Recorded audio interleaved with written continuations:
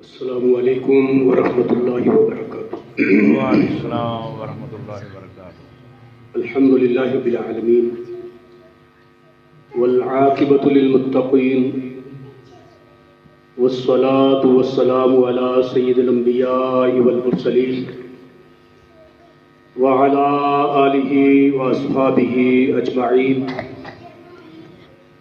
अम्मा बअदु फ़अऊज़ु बिल्लाहि स्समीइल अलीम मिनश शैतानिर रजीम।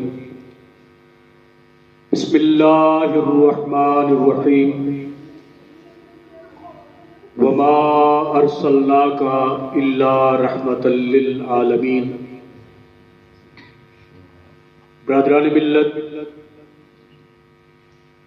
आज अल्हम्दुलिल्लाह पहली मर्तबा जामे मस्जिद अल कुद्स सादोकी में आप अहबाब की ज़ियारत का मौका मुयस्सर आया है। अल्लाह रब्बुल इज़्ज़त की बारगाह में मस्जिद के दिल ये दुआ और इल्तिजा है कि अल्लाह करीम अपने इस घर को रहती दुनिया तक शाद और आबाद फरमाए। आमीन। जिन लोगों ने इस मस्जिद की बुनियाद रखी और आज वो इस दुनिया में नहीं, अल्लाह उनकी कब्र को कुशादा फरमाए। आमीन। उनकी बशरी लग़ज़िशों को मुआफ़ करके जन्नतुल फ़िरदौस में आला मुकाम अता फरमाए। आमीन। और जो अहबाब मस्जिद का इंतज़ामो इंसिराम चला रहे हैं, अल्लाह करीम उनके घरों में खैर बरक़ात का नुज़ूल फरमाए। आमीन। और उनकी दीनी कोशिशों और काविशों को अपनी बारगाहे अहदियत व समदियत में शर्फ़े कबूलियत अता फरमाए। आमीन। आते ही मुहतरम जनाब कारी मोहम्मद अहमद साहब से मुलाकात हुई। बावजूद तारुफ ना होने के मुआनका किया और खंदा पेशानी के साथ जैसे पुरानी शनासाई है, उन्होंने मोहब्बत का एक अमली मुजाहरा फरमाया। मस्जिद में 50 से ज़ायद नाज़रा कुरान के तलबा अल्हम्दुलिल्लाह अल्हम्दुलिल्लाह सुम्मा अल्हम्दुलिल्लाह, शोबा हिफ्जुल कुरान में 7 से 8 तलबा। ये बहुत बड़ा एक मंबा और माखज़ है, कुरान और सुन्नत का सरचश्मा है। अल्लाह करीम इस मरकज़ को मीनाराए हिदायत बनाए और इसको गहवाराए किताब और सुन्नत बनाए। आमीन। बहुत खुशी हुई। ब्रादरम मोहम्मद शब्बीर साहिब के साथ मुसाफा हुआ और जिस मुस्कुराहट के साथ उन्होंने एक मोहब्बत का पैगाम दिया, हमें इंशाअल्लाह याद रहेगा। बाकी भाई जो इस वक्त टाइम निकाल कर यहाँ पर तशरीफ फरमा है, ये बुजुर्ग, नौजवान और कौम का सरमाया, ये बच्चे जिस वक्त तक यहाँ पर तशरीफ फरमा है, मेरी दिली दुआ है कि अल्लाह करीम इनको आसमान के नूरी फरिश्तों की जो साया रहमत है उससे मुस्तफीद होने का मौका नसीब फरमाए। आमीन। आज की इस मुख्तसर निशस्त में मैं जो कुछ मारूज़ात आपकी खिदमत में अर्ज करना चाहूँगा, वो बिल्कुल फिल बदी पैगामे रहमतुल लिल आलमीन सल्लल्लाहु अलैहि व आलिहि वसल्लम के उन्वान का एक पहलू, रहमतुल लिल आलमीन सल्लल्लाहु अलैहि व आलिहि वसल्लम का पैगामे उल्फत आपके सामने रखूंगा। इस्लाम अकायद और इबादात का मजमुआ है। अकायद में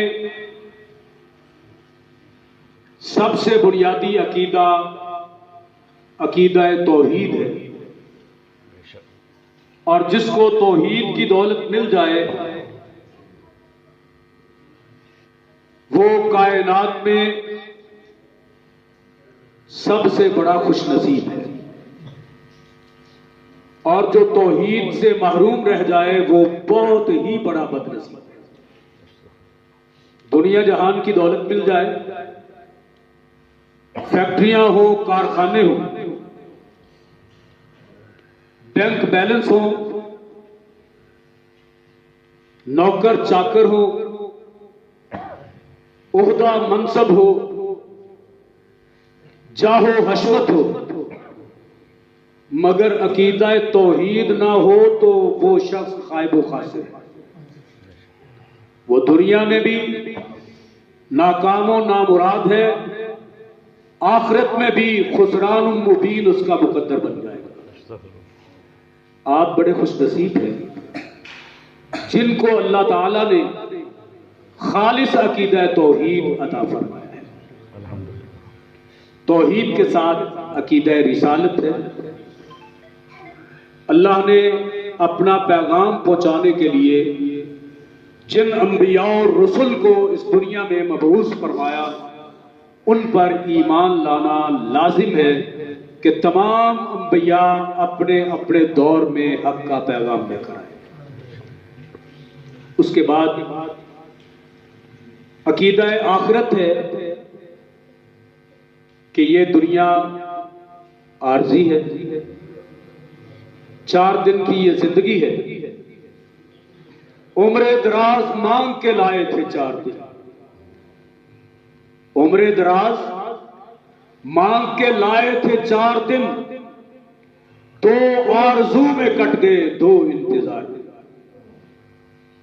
ये दुनिया फानी है, कुल्लु मन अलैहा फान व यबका वजहु रब्बिका ज़ुल जलाली वल इकराम। आगाह अपनी मौत से कोई बशर नहीं, सामा 100 बरस का पल की खबर। ये अकीदा कि दुनिया आर्जी है और क़यामत के दिन जिंदगी के तमाम अकवाल आमाल का हिसाब व किताब अर्श वाला खुदा लेगा, ये अकीदा आखिरत है। इसका ताल्लुक भी अकाईद के साथ है। और इसी तरह मलाइकातुल्लाह पर ईमान लाना भी लाजिम कि फरिश्ते अल्लाह की नूरानी मखलूक है और वो अल्लाह के अहकाम के पाबंद हैं। और ये तमाम अकायद इख्तियार करने के बाद आसमानी किताबों पर ईमान लाना भी लाजिम है कि अल्लाह ने जितनी भी किताबें नाजिल की वो हक और सच थी। इस अकीदे के मालिक को अब जिंदगी गुजारने के लिए एक सिस्टम और एक निजाम दिया गया, और उस निजाम में कुछ जिम्मेदारियां इनफिरादी तौर पर आयद की गई हैं और कुछ फराइज इज्तिमाई तौर पर आयद किए गए हैं। नमाज, रोजा, हज, ज़कात, ये 4 इबादत हैं। और पहली चीजें जो मैंने बयान की वो ईमानियात, ईमानियात के बाद इबादत,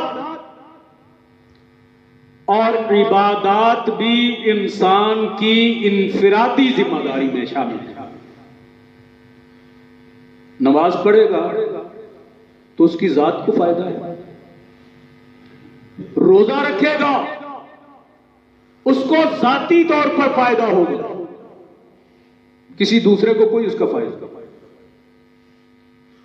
ज़कात अदा करेगा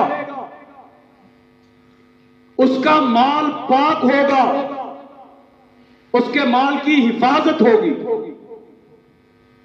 लेकिन उसमें दूसरा पहलू खिदमत खल्क का आ जाएगा, ये इज्तिमाई फराइज में शामिल हो जाए।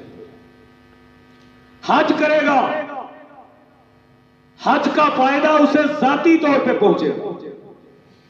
उम्रा करेगा,